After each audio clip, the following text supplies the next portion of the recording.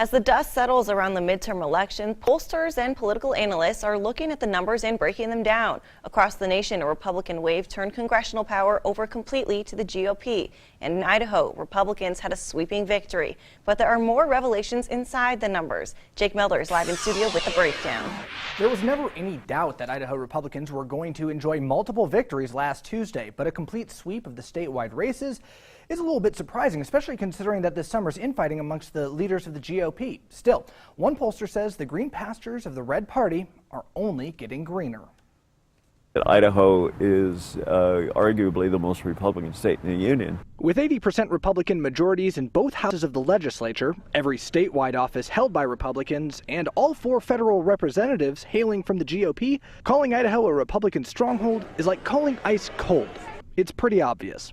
The state's population has seen massive gains in the last 2 decades, and it seems these transplants also sympathize with the Big Tent party. The fact is, Idaho, at least from a percentage support standpoint, is even more conservative than, say, it was 20, 30, 40 years ago.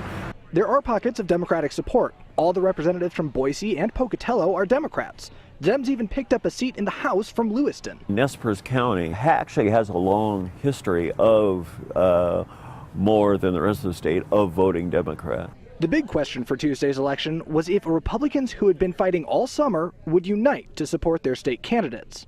With double-digit victories for Republicans in all but one of the races, and nearly the same amount of voter turnout as the last midterm election, the answer would seem to be yes. Once it gets to the general, and now you're not, which Republican versus the other one, it's kind of like if you're going to vote, you have nowhere else to go. Which means the chances of a Democrat winning statewide office... It's not impossible, but it's certainly increasingly difficult. Preliminary numbers suggest 37% of eligible voters turned out. Though that number may seem small, it's pretty close to the national average.